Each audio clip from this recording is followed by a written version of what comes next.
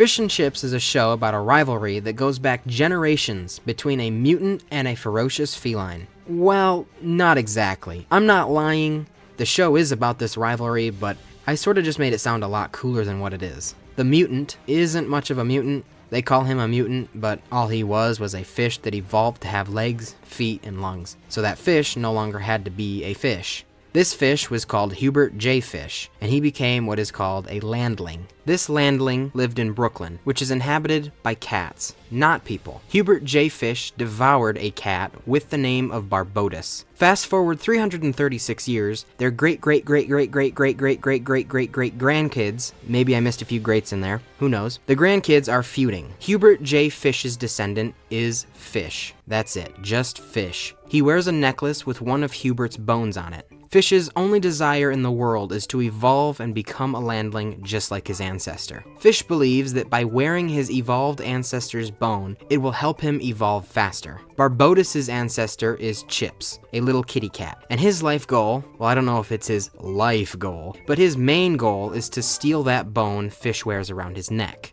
Honestly, Chips doesn't really even care about the bone. It's his father, Chipsis Barbotus, that wants it. Chipsis is a very wealthy cat and demands that Chips retrieve the bone of the fish that killed their ancestor. Chips is kicked out of the home and isn't allowed to live in the rich life until he gets it. By the sounds of it, you would think Chips lost it or something. No, Chipsis is just a terrible father. And this is what the show is. The repeated attempts of Chips trying to steal the bone from Fish, and Fish doing whatever he can to protect himself. This show has 52 episodes and one movie. Well, quote-unquote movie. It's not a movie. It's just like the Larva movie. They reuse episodes and bunch them together. In my opinion, that's a big no-no, and I just don't know how that doesn't break some rule or law. But we're disqualifying this movie because it's not a movie. They also recast the characters for the movie. I only bring this up because they got John Leguizamo for Chips, and he just uses a watered-down version of his voice for Shid the Sloth.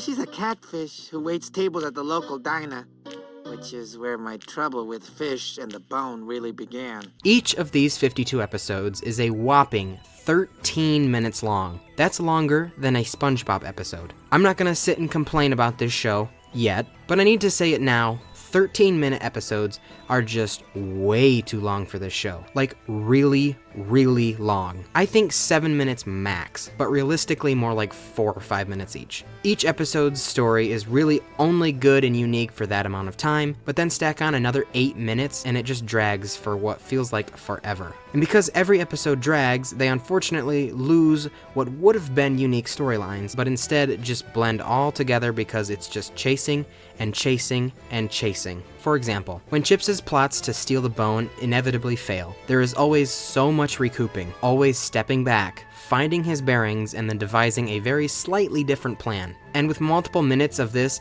every episode, it feels like the previous episode never even ended. Before I can go in depth, there's just one more thing I have to mention that gets pretty annoying. The title cards. I can't think of any other show that does this. I'm sure they exist, but I can't think of any that do it this frequently. After a certain scene, let's say in a restaurant, Chips will devise a plan, and then this title card would pop up. Fish and Chips! And it takes multiple seconds for it to go away. And then the next scene, we're somewhere new. This doesn't sound that weird. Like I said, it's probably pretty normal. The problem is 30 seconds will go by, and then they will show one, and then another 30 seconds, and then another one will appear, and it becomes very jumpy. And to me, it felt like they started to lack ideas. This doesn't happen all the time, but it happens way too much for me not to notice. So anyway, Fish and Chips!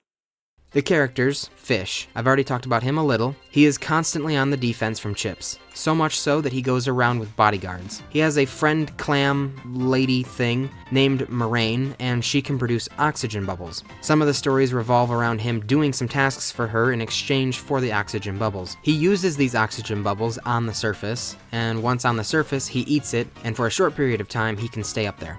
When he's not worrying about Chips, he is mostly in his acting drama class, which seems more like an aquarium underwater, but who's really paying attention to that? And his counterpart, Chips is sort of portrayed as the villain of the show, but I think he's more of an anti-hero, I guess. He's not too smart. I mean, he is, but he's not. He's able to devise elaborate plans, but is hardly ever able to get the bone. He's got really bad daddy issues that I will talk about more in depth, and overall has a pretty deteriorated mental state, being completely consumed with this bone. Fish and chips. The side characters. Unlike me, both Fish and Chips have a group of friends they hang out with. Fish has Torpedo, a stingray with a tail that's an outlet plug. So that's actually really cool character design. The other friend is Bart, and he is a shark. A really, really dumb one. But then again, he is a shark. So when you're as big as he is, not sure if brain matters. Both of them act as bodyguards to Fish, and this occasionally causes rifts in their friendship, as they sometimes feel like that's all they're there for. For Chips, he has Problemo, and he's your typical engineer type, usually creating something for Chips to use on Fish. He too feels used sometimes, and charges Chips rent to use his stuff. Another friend is Rolf, and he is a hairdresser, I think. And I don't really know what he does for Chips. I watched this whole thing and I can't really think of anything specific. I guess just in general, he's a partner in crime. There's also Marlin. He's more of just an acquaintance. He owns a little bar and will help Chips with whatever he needs. He's also got a thing for Chips' sister. And speaking of, Tiffany Barbotus, she is your very typical bratty sister. She isn't featured prominently too often. I don't think it's fair Chips is forced to get the bone while she gets to stay in the mansion, but whatever. Chipsis doesn't always play favorites, and has forced her to go out and get it, but she also fails. Now, Chipsis Barbotus, a rich, stringent, whiny, and manipulative father. He cannot walk, so he always sits on a mobile throne thing. He is incredibly abusive to his son, and honestly doesn't really even love him. Chips confronts him on this when his mental state was just obliterated. Chipsis felt bad and apologized for being so harsh and really opened up and became loving, but this ended up being a facade and instantly turned his back on Chips again, throwing him back to the streets to get the bone. If we're ever supposed to feel bad for Chips, it's now. Look, I just don't really understand the obsession with this bone. Okay, it's from the mutant fish that ate their ancestor. What does it matter? It was almost 400 years ago. Why does it matter now? Chipsis has this super protected glass display for it when he eventually gets it. It's protected with lasers and sound alarms and everything like that. It just doesn't make that much sense to me why he wants it so bad. In the rare times Chips actually brings the bone home, Chipsis believes it is a fake every single time. Well, I mean, Chips is to blame for that a little. He did bring a fake one once, but there is a handful of times where he brought the real thing and Chipsis threw him and the quote-unquote fake bone out. The last character is more of a mutual friend to both of them, Colleen. She is a catfish. Fish has a crush on her, and they are sorta dating, but Chips also has a thing for her, and she is really flirty with both of them. She owns a restaurant where she mostly serves fish and chips, which doesn't sit exactly right with me because she's a fish, but whatever. Fish likes to eat the fries, and Chips likes the fish. Colleen is usually a part of the stories and tries to make the two stop fighting. The last minor character I'll mention is Admiral, Fish's brother-in-law. He served in some war. I don't know if they gave it a name, but it was a war between the fish and the cats. And because of this, he has a strong hatred of cats. I mean, rightfully so, he fought against them, but he is super against the merging of their species, or anything cat-related. He's felineist. And so are all the fish, actually. When word gets out Fish has begun to evolve into a cat, which he actually wasn't, but word got out that he was, all of the fish stayed far away and began to hate Fish. Admiral doesn't show up that much, but when he does, it's because his wife, Mona, Fish's sister, and their son show up. Their son also leads a few stories, having Fish do certain things. Fish and chips. Speaking of the two species hating each other, they don't really coexist. Not that that's abnormal for cats and fish, but in this world where cats are apparently civilized enough to have their own Brooklyn, I sort of expected more. Fish isn't the only fish to come on land, plenty of them do. Some have certain equipment hooked to them, or others are just like, cool with it. I was confused how Colleen is able to stay above land, being a catfish, but apparently some catfish can. Fish and chips.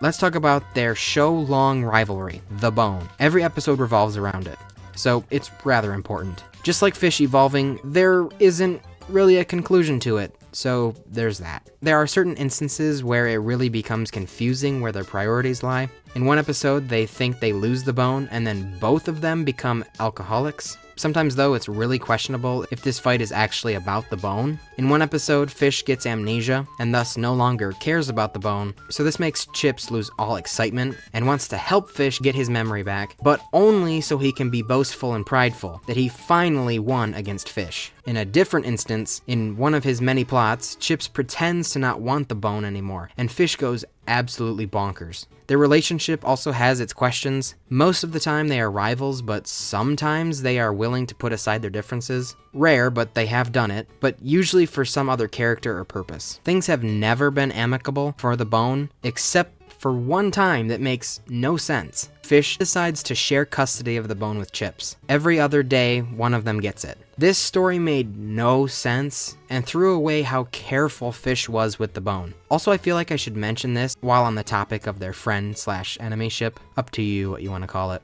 Chips likes to eat fish, like fried fish, but he also wants to eat Fish, the character. Not specifically just Fish, the orange guy, but just all the Fish characters. They bring it up and they kinda forget Chips has said multiple times he would like to eat fish, so they do sorta drop it. Maybe they did realize it's sorta weird. Fish and chips. Okay, one little compliment I'd like to add before I begin the complaining section. They make their own swear words on this show. They say cod clammet, what the shell, and there's a few others. There's also a handful of innuendos, so those are positives. Fish and chips. I have already vocalized some of the stuff I don't like, but I just want to reiterate. The cutaway title cards, it got so annoying. This is how it would be sometimes. Fish and chips. So, Fish and Chips. Fish and chips. And it could totally just be something that annoys me, and the average person may not even notice it. Just after the first episode, I was just like, wow, I've seen this title card 10 times. It was a mostly unique idea for a show, just a little repetitive. If they could have fixed that and shaved off at least 5 minutes per episode, it would have been much better. But hey, if you like this video, I have plenty more like it, and I will continue to have many more like it. Make sure you subscribe to never miss one.